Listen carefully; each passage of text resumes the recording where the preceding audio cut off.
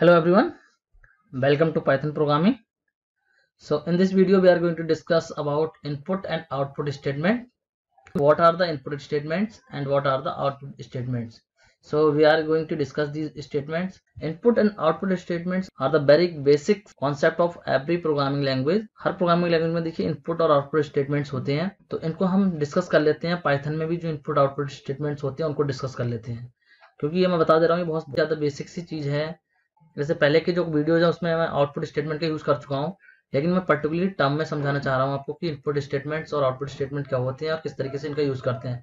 जैसे कि अगर आपका कोई डाउट हो कि इनपुट स्टेटमेंट्स किस तरीके से यूज करते हैं तो आगे की वीडियो में आप कंफ्यूज ना हो, इसलिए मैं अभी बता दे रहा हूँ इस चीज को.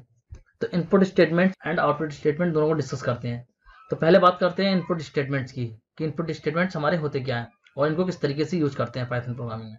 चलिए तो अभी इसका थ्योरेटिकल पार्ट देख लेते हैं, फिर मैं इसको इनपुट और आउटपुट स्टेटमेंट को अभी आप प्रोग्राम की हेल्प से समझा दूंगा, जैसे कि आपको ये और क्लियर हो जाएगा. So input is a function which is use for inputting the data that can store in the variable और it is a keyword use to collect data from user. तो इनपुट स्टेटमेंट में क्या होता है, जैसे कि आपको अपने प्रोग्राम में कोई इनपुट लेना है यूजर से, ठीक है. अगर आप कोई नंबर वेरिएबल बना रहे हैं, अगर आप कोई वेरिएबल्स बनाते हैं, जैसे कि देखिए अगर मैं यहाँ पे समझाऊं आपको, जैसे कि यहाँ पे आप वेरिएबल बना रहे हैं a इक्वल 10, ठीक है, और फिर आप चाहते हैं प्रिंट करना, ठीक है. प्रिंट कर दिया हमने a को, तो अभी इसमें वैल्यू जो आएगी वो 10 आएगी. लेकिन अगर मैं यहाँ पे इस a की वैल्यू को डिक्लेयर ना करके अभी a की जो वैल्यू दी है मैंने यहाँ पे, इस a की वैल्यू को यहाँ पे ना दे करके मैं बोलूँ यूजर से, यूजर चाहे जो भी नंबर एंटर करे और उसका आउटपुट आ जाए, तो इस काम को करने के लिए क्या करेंगे, हम यूजर से इनपुट करवाएंगे इसकी वैल्यू, यूजर एंटर करे इसमें नंबर और वो जो भी नंबर एंटर करे वो प्रिंट हो जाए हमारा. तो इसी काम के लिए हम यूज करते हैं इनपुट स्टेटमेंट को, ठीक है. आई होप आपको समझ में आ गया होगा इतना. अभी मैं प्रोग्रामिंग की हेल्प से भी इसको समझा दूंगा. चलिए अब देखते हैं आउटपुट स्टेटमेंट.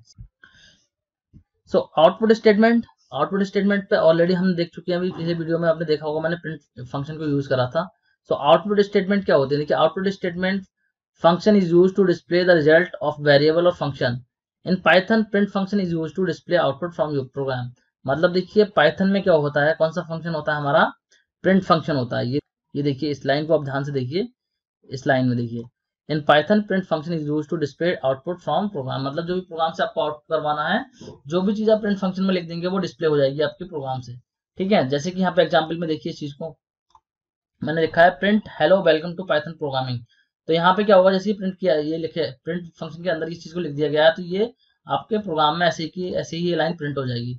अब यहाँ पे प्रिंट नम करा है मैंने, अगर नम नाम का कोई वेरिएबल होगा मेरा तो मैं उसको इस तरीके से प्रिंट कर सकता हूँ, ठीक है, उसका आउटपुट आ जाएगा. चलिए अब इसको प्रोग्राम की हेल्प से देखते हैं, जैसे कि आपको और ज्यादा क्लियर हो जाए इस चीज कि इसको किस तरीके से यूज करते हैं. चलिए देखिए आइडियली हमने ओपन कर लिया अपना और इसको फाइल को मैं सेव कर देता हूँ. तो यहाँ पे मैं करता हूँ एक वेरिएबल बना लेता हूँ, वेरिएबल मैंने 10 दिया एंड b की वैल्यू मैंने दे दी यहाँ पे 20 एंड एक c वेरिएबल ले लिया. सपोज c की जगह मैं सम ले लेता हूँ यहाँ पे, तो यहाँ पे एक मैंने ले लिया सम वेरिएबल. मैं दोनों को नंबर को ऐड करने वाला हूँ उनको, तो a प्लस बी और इनका जो रिजल्ट होगा वो सम में चला जाएगा. और यहाँ पे एक मैं स्टेटमेंट देता हूँ प्रिंट. तो मैंने अभी बताया था आपको प्रिंट करने के लिए जो भी चीज आप इसमें लिखेंगे वो आउटपुट हो जाएगी. तो लिखता हूँ print the sum of given numbers, ठीक है. और इसको कर देता हूं मैं यहाँ पे प्रिंट, नेक्स्ट लाइन में हम प्रिंट कर देते हैं सम को, ठीक. अब देखिए इसको जब सेव करके मैं चलाता हूं जब इसको प्रोग्राम को, तो क्या होगा, जो भी सम का रिजल्ट होगा वो आ जाएगा आपके सामने.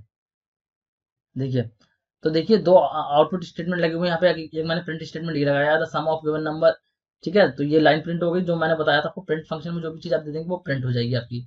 अब डबल कोड में देंगे आप, अगर इस चीज का ध्यान रखिएगा, डबल कोड में आप देते हैं यहाँ पे डबल कोड या सिंगल कोड में स्टेटमेंट देते हैं तो वो आपका वैसे ही प्रिंट हो जाएगा जैसे आपने लिखा होगा. बट अगर आपने विदाउट सिंगल कोड या डबल कोड कोई चीज लिखी है तो वो एज अ वेरिएबल ट्रीट होगी. वो चेक करेगा कि ये आपके प्रोग्राम में इस नाम का वेरिएबल है या नहीं है, ठीक है. और अगर वो वेरिएबल अवेलेबल होगा आपके प्रोग्राम में तो वो उसको प्रिंट कर देगा. देखिए यहाँ पे हमारे प्रोग्राम में वेरिएबल अवेलेबल है तो इसकी वैल्यू की जो भी वैल्यू होगी वो प्रिंट कर देगा, ठीक है. दो प्रिंट फंक्शन हमने लगा दिए, इसमें एक में आपका स्टेटमेंट प्रिंट हो गई है और एक में किस वेरिएबल की वैल्यू प्रिंट हो गई, ठीक है. देखिए आप यहाँ पे ये देखिए, तो यहाँ पे ये रिजल्ट आ गया आपका सम ऑफ गिवन नंबर्स एंड 30. तो सम ऑफ गिवन नंबर ये लाइन प्रिंट हुई है, उसके बाद में ये वाली लाइन प्रिंट हुई है, ये इस वाले स्टेटमेंट के लिए आउटपुट आया है, ठीक है. अभी देखिए इसमें प्रिंट स्टेटमेंट में एक चीज और हमें है जो मैं बता दे रहा हूँ आपको। प्रिंट स्टेटमेंट में ये मैंने देखी 2 प्रिंट स्टेटमेंट लिखे हैं यहाँ पे, एक ये लाइन में लिखा है और वेरिएबल को प्रिंट करने के लिए अलग लाइन लिखी है प्रिंट स्टेटमेंट। इसको आप एक लाइन में भी कर सकते हैं। इस चीज को यहाँ पर ना लिख करके इसको यहाँ से हटा करके यहाँ पे देखिए, यहाँ पे जाने के बाद में जो आप लगाते हैं यहाँ पे कॉमा लगा के और यहाँ पे ही वेरिएबल का नाम लिख सकते हैं। ठीक है, तो यहाँ पे ये प्रिंट हो जाएगा। इसको चेक करते हैं हम, सेम आउटपुट आपका आ जाएगा।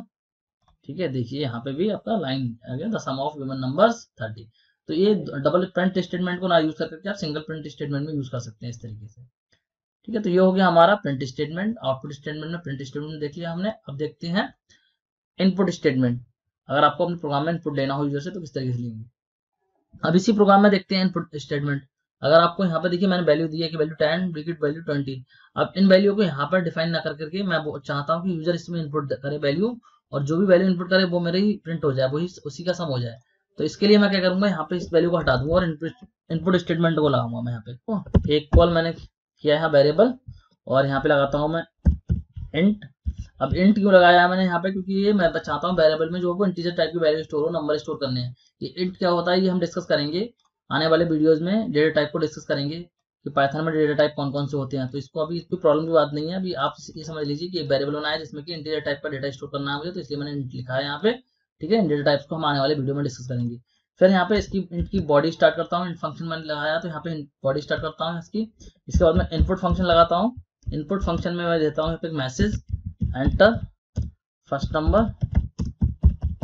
नंबर एंड इसकी मैंने पैरेंथेसिस क्लोज किया है। ये इसकी पैरेंथेसिस क्लोज हुई।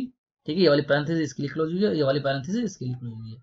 अब सेकंड नंबर के लिए भी वेरिएबल बना देते हैं बी, एंड यहाँ भी इंटीजर टाइप देते हैं इसका। यहाँ लिखते हैं input and enter second number. ठीक है, तो एक ब्रैकेट यहाँ पे लगाई मैंने बंद की और एक ब्रैकेट बंद की। तो ये हमारा 2 वेरिएबल्स हो गए। अब जब मैं इसको चलाऊंगा प्रोग्राम को तो पहले आपसे 2 नंबर मांगेगा यूजर से। 2 नंबर एंटर करने होंगे। उन जो भी नंबर एंटर करेंगे वो उनका a प्लस बी, मतलब जो भी नंबर एंटर करेंगे आप ए में चला जाएगा एक नंबर, सेकंड नंबर एंटर करेंगे बी में चला जाएगा, और उन दोनों का को ऐड करके इसमें स्टोर कर देगा। चलिए देखते हैं चला के इसको। तो देखिए फर्स्ट नंबर के लिए वैल्यू मांग रहा है, मैं सपोज कर देता हूँ 10 एंड सेकंड के लिए कर देता हूँ 20, और देखिए आपका यहाँ पे आंसर आ गया 30। ठीक है, और एक चीज आप देख लीजिए, आपके माइंड में डाउट आ रहा होगा मे बी कि ये चीज हमने क्यों लिखी है, ये चीज नहीं लिखें तो कोई फर्क पड़ेगा इस चीज का। आप चाहो तो ये चीज नहीं लिखोगे, कोई प्रॉब्लम नहीं है। अगर यहाँ पे कोई स्टेटमेंट नहीं लिखता हूँ मैं, देखिए यहाँ पे नहीं लिखता हूँ, इस स्टेटमेंट को हटा देता हूँ। ठीक है, तो कोई मैसेज नहीं आएगा वहां स्क्रीन पर, फिर आपको पता नहीं चलेगा करना क्या है। देखिए यहाँ पे कोई भी मैसेज नहीं आया आपका। ठीक है, फर्स्ट वाले वेरिएबल के लिए कोई मैसेज नहीं आया। वैल्यू अभी ले लेगा, वैल्यू एक्सेप्ट कर लेगा। ये वैल्यू एंटर करूंगा और ये ए में स्टोर हो जाएगी। देखिए एंटर करता हूँ तो ए में स्टोर हो गई वैल्यू। और मैं सेकंड के लिए मैंने मैसेज दे रखा है तो सेकंड के लिए मैसेज आया है। देखिए सेकंड का मैसेज हमने हटाया नहीं है, तो सेकंड के लिए अगर वैल्यू दूंगा मैं तो सेकंड वाली वैल्यू एंटर हो जाएगी। देखिए ठीक है, तो आपका अभी भी कैलकुलेट हो रहा है। तो ये जो स्टेटमेंट दिया है यहाँ पे, जो स्टेटमेंट देते हैं इसीलिए देते हैं यहाँ पे, मैसेज इसलिए देते हैं जिससे कि यूजर को पता चले कि करना क्या है। आई होप आपको समझ में आ गया होगा। तो ये था हमारा इनपुट और आउटपुट स्टेटमेंट के बारे में। So that's it for this video. Thank you.